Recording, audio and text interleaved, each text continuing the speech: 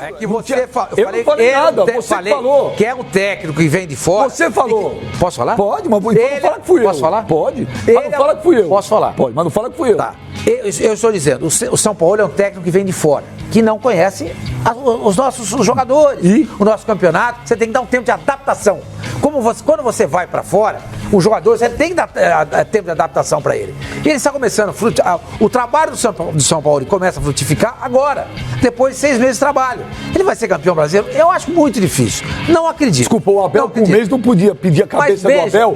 Por mais que ele já conheça aqui, que ele chegou com um time aqui, sim, deu um mês, você falou, pô, não dá, o Flamengo joga mal. O Flamengo joga mal. Você sabe que foi isso. Veja, isso é chato. Não é chato. Você não pediu a cabeça do Abel? E um mês eu não pedi, caramba. Não pediu. Não pedi. Pediu. Eu só fui pedir a cabeça dele em abril. Não. Respeita o ponto de vista. Tá bom. Fevereiro. Santa Paciência. Abril. Fevereiro. Até Santa Paciência. Foi o programa. Em 2 meses você pediu.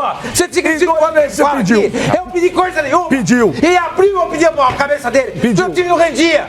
O time não rendia, não jogava nada. Eu não vou pedir. Eu não sou louco. Então, tinha que pedir a cabeça de ninguém então por mês. Eu seria desonesto. Eu vou fazer a mesma conta que você fez. Você falou, o Filipão jogou 5. Você quer botar fogo no programa? O Abel jogou quantos campeonatos? Daqui a pouco. O Abel jogou quantos títulos? Vai nas páginas e O Abel disputou quantos títulos no Flamengo? Esquece. Tá, Carioca, até o fim. Ganhou Carioca, jogou a Libertadores, classificou o time na Libertadores. Com as calças na mão. Com as calças na mão. É isso. Ah, não classificou o com as calças Palmeiras na ganha mão. o brasileiro no Vale, o cara classifica na Ele não Libertadores. classificou com as calças. O Flamengo é uma bagunça. O Flamengo tomava mais gols do que fazia. Dane-se que é com calça na mão. Dane-se. Era um time... Alguém quer se retratar sobre o que falaram do Jorge Jesus? Se retratar? Peraí, se retratar? Não, você não tá falando sério. Eu estou falando sério, não tô nem rindo. Mas eu se também. retratar do quê? Da antiética. Antiética de quem? Foi antiético o Jorge Jesus ontem na entrevista? Ele deu essa entrevista antes do que ele falou. Sim, irmão, mas o que ele falou não foi uma entrevista pro Renato Maurício Prado. Você acha que eu perdi meu tempo vendo essa entrevista de ontem? Deveria. Eu não. Claro não, você não vai dizer o que eu devo fazer. Ué, você não vai pautar minha atitude profissional.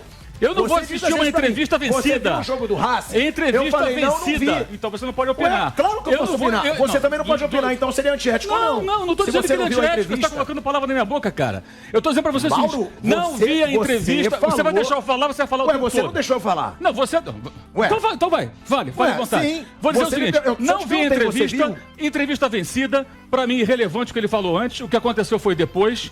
Tenho minhas opiniões. Sim. E pra mim, Jorge Jesus são águas passadas. Agora, você fala em retratação. Quem vai se retratar, ô Thiago? Ô, Mauro, retratar do quê? O Jorge Jesus não foi antiético. Ele não foi antiético como taxaram o cara o tempo inteiro.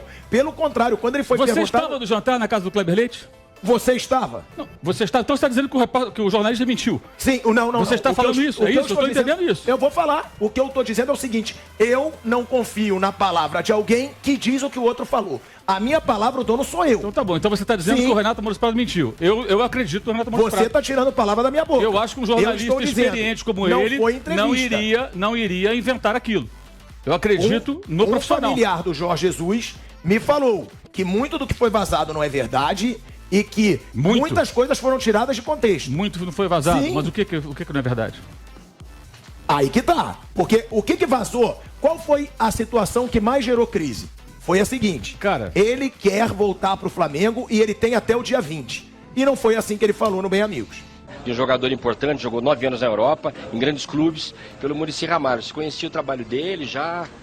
Conhecia, como eu falei, Boa tarde, é um prazer estar falando com vocês. Um grande abraço pro Neto aí. Pode reclamar pra Renata também o que ela falou outro dia. Antes de qualquer coisa, eu queria fazer um comentário pra Renata, onde se foi falado, me disseram que ela falou que o Palmeiras estava contratando jogador final de carreira.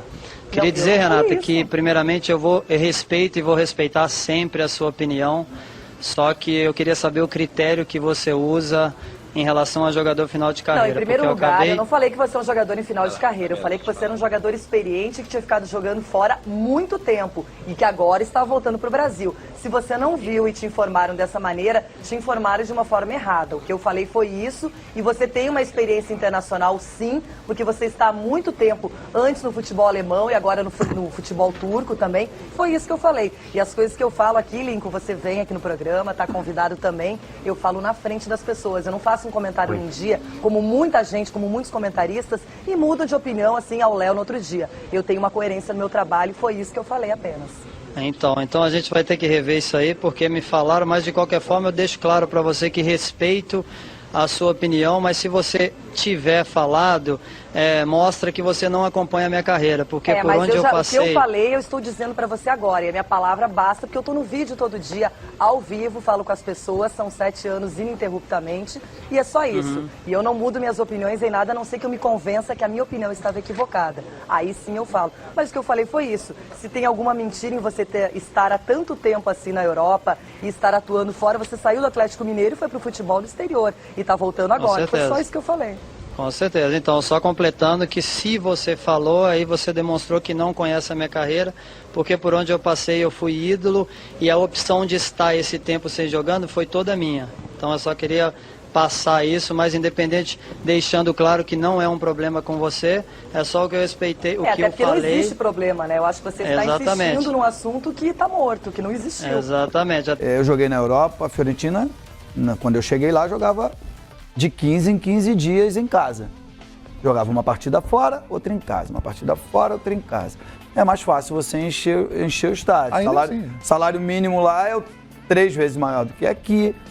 O deslocamento é mais fácil, enfim.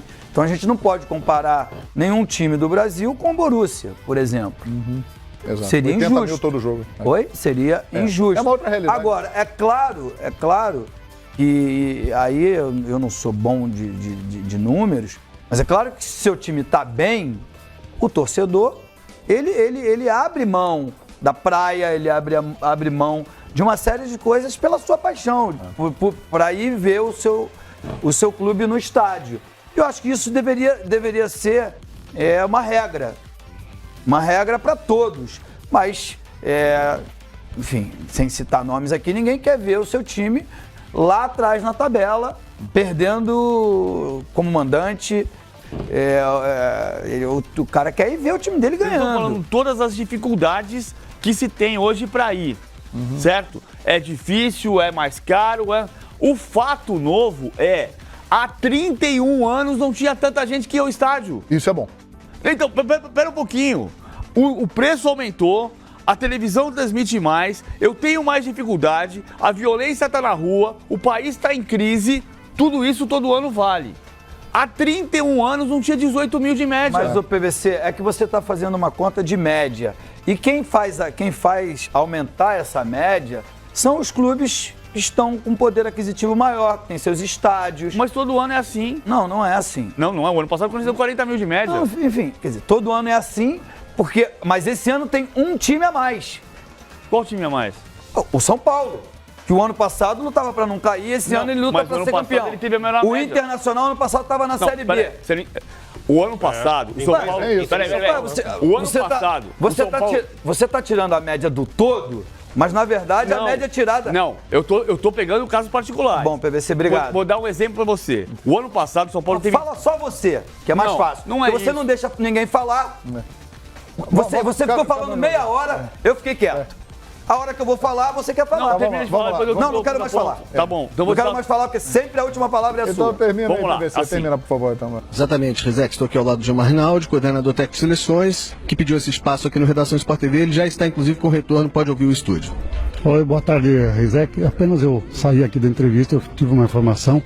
Parece que um dos repórteres, acho que Fábio Seixas, teria falado alguma coisa a meu respeito. Só gostaria que se ele pudesse repetir, porque como eu não vi, eu estou sem o áudio aqui, para que eu pudesse me manifestar e dar a minha opinião.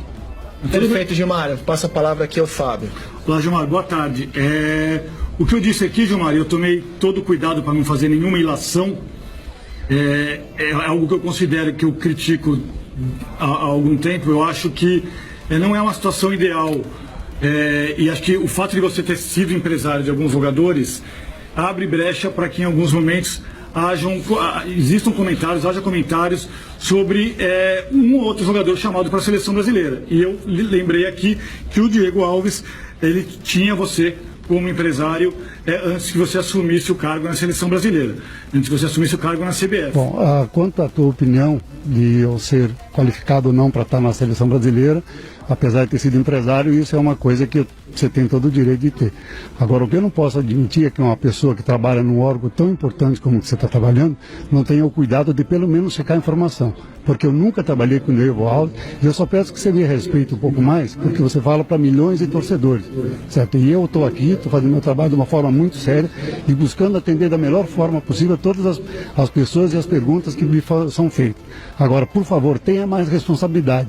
Sabe? Porque você foi inconsequente, foi irresponsável, e eu gostaria depois que você fosse mostrar isso, provar judicialmente, porque infelizmente você vai ter que ser acionado e você vai ter que explicar isso. Você foi irresponsável e inconsequente nas suas palavras. Cheque primeiro a informação, por favor.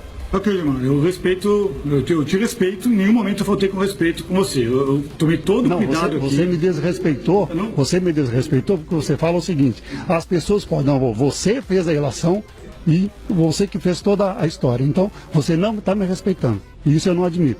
Eu represento uma entidade muito séria que está trabalhando e minha história é muito clara e muito simples. Qualquer dúvida você pode me perguntar no ar que eu vou te responder. Se você quiser saber todos os jogadores que eu trabalhei, eu te falo. Se eu me lembrar dele. Mas eu tinha um site com todos eles. Então, por favor, cheque sua informação primeiro. Sabe, você trabalha num órgão muito importante, muito maior que você e do que eu. Então, cheque a sua informação primeiro. Não seja leviano, que isso eu não vou admitir. Ok, Gilmar, sua opinião, te respeito. Eu não acho que eu tenha sido leviano. Eu tenho essa informação. Eu, a partir de agora, não te respeito. Só para deixar claro, a partir de agora eu não te respeito como repórter. Então, assim, se você se baseia pelo desempenho de cada um ou não, contra o Emelec foi 2 também. Tudo bem. Mas só que se você pega Campeonato Brasileiro contra os times aqui, o Flamengo tem ido bem fora de casa. O Bahia, 3-0, perderam 1. O Flamengo tem ido bem. Isso é um ponto fora da curva, né? As duas últimas derrotas do Flamengo fora de casa, 2-0 para o Emelec, 3-0 para o Bahia. Sim. São resultados que não garantem o Flamengo na próxima fase do campeonato. Só que se você pega o Flamengo jogando também, em casa e fora de casa, tem feito gols. O ataque, pelo menos, faz muitos gols recentemente. É um ataque que, a princípio, causa problemas. 4 jogos jogou contra o Bahia e não fez gol nenhum, somou 3. Gente, na boa, parei, cara. Vocês não... Então, vê a tabela aí, vocês veem. O Flamengo realmente não fez gol. Foi o melhor ataque do campeonato, são 32 gols marcados e o ataque é ruim. Gente, então deixa você falou que ele faz gol fora de casa, te dei 2 exemplos. Ele faz gol contra o Emelec. Os últimos 2 jogos fora de casa. As 2 últimas derrotas ele não fez gol. Só que ele fez gols fora de casa também. Abaixa a bola. Primeiro. Calma. Abaixa a bola. Não, abaixa a bola não. Abaixa a bola não. Abaixa a bola não. Abaixa a bola não. Abaixa a bola não. Abaixa a bola não. Abaixa a bola não. Eu não estou. Abaixa a bola não. Abaixa a bola não. Abaixa a bola não. Facicano. Não vou conversar nada com ninguém depois. Olha aqui pra mim. Eu vou. Olha aqui pra mim. Eu não vou. Não tenho que dar a palavra pra você nada. Calma. Você tem que escutar e só refletir.